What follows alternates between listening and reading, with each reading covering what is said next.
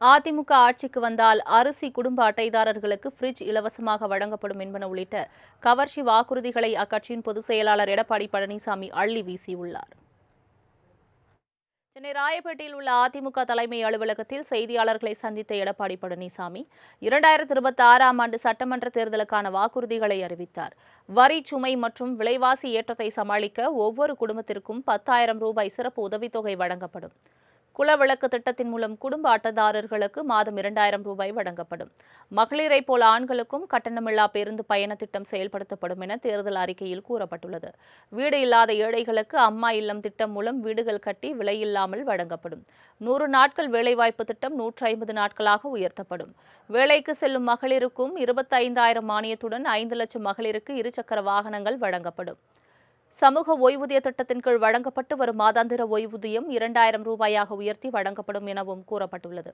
கல்விக் கடன் தவணையை செலுத்த முடியாதவர்களின் கல்விக் கடனை தள்ளுபடி செய்யும் வகையில் அத்தொகையை அரசே ஏற்கும் என அறிவிக்கப்பட்டுள்ளது. வாழ்வாதார உதவியாக ஒரு குடும்பத்திற்கு ஆண்டுக்கு 3 கேஸ் சிலிண்டர்கள் வழங்கப்படும். ஜல்லிக்கட்டில் உயிரிழப்பவர்களின் குடும்பத்தினருக்கு 10 லட்சம் ரூபாய் வழங்கப்படும். சிறுபான்மை வகுப்பை சேர்ந்த மகளிர்களுக்கு சுய தொழில் தொடங்குவதற்கு வட்டியில்லா கடன் வழங்கப்படும். மாற்றுத்திறனாளிகள் கூட்டுறவு வங்கிகளில் வாங்கிய கடன் தள்ளுபடி செய்யப்படும் என எடப்பாடி பழனிசாமி அறிவித்துள்ளார். வேலைக்காக காத்திருக்கும் பட்டதாரி இளைஞர்களுக்கு 2,000 ரூபாயும் 12ஆம் வகுப்பு வரை படித்து வேலைவாய்ப்பு அலுவலகங்களில் பதிவு செய்து உள்ளவர்களுக்கு மாதந்தோறும் 1,000 ரூபாய் உதவித்தொகை வழங்கப்படும் என வாக்குறுதி அளிக்கப்பட்டுள்ளது. மீன்பிடி தடை காலங்களில் மீனவர்களுக்கு வழங்கப்படும் நிவாரண உதவித்தொகை 12,000 ரூபாயாக உயர்த்தி வழங்கப்படும். பொங்கல் தொகுப்புடன் 1,000 ரூபாய் ரொக்கமும் வழங்கப்படும். கைத்தறி நெசவாளர்களுக்கு வழங்கப்படும் விலையில்லா மின்சாரம் 450 யூனிட்டாகவும், விசைத்தறி நெசவாளர்களுக்கு 1,400 யூனிட்டாக உயர்த்தி வழங்கப்படும் எனவும் அறிவிக்கப்பட்டுள்ளது. நகர பகுதிகளில் நடைபாதை ஓரமாக கடை வைத்திருக்கும் சிறு வியாபாரிகளின் கூட்டுறவு வங்கி கடன் தள்ளுபடி செய்யப்படும். ஆட்டோ ஓட்டுநர்கள் சங்கத்தில் பதிவு செய்து ஆட்டோ இல்லாதவர்களுக்கு 75,000 ரூபாய் மானியமாக வழங்கப்படும் என்று வாக்குறுதி அளித்திருக்கிறது அதிமுக. தீபாவளி பண்டிகைக்கு விலையில்லா சேலையும் வேட்டியும் வழங்கப்படும்.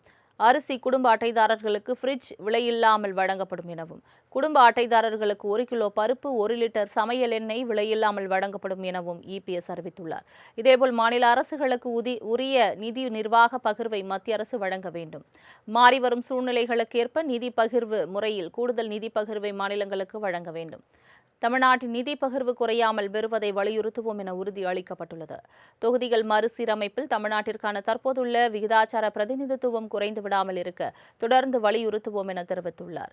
கல்வி, மருத்துவம் போன்ற துறைகள் மாநில பட்டியலுக்கு மாற்றப்பட வேண்டும். மேல் வரி மற்றும் கூடுதல் வரி மாநிலங்களுக்கு பகிர்ந்து அளிக்கப்படும் நிதியில் சேர்க்கப்பட வேண்டும்.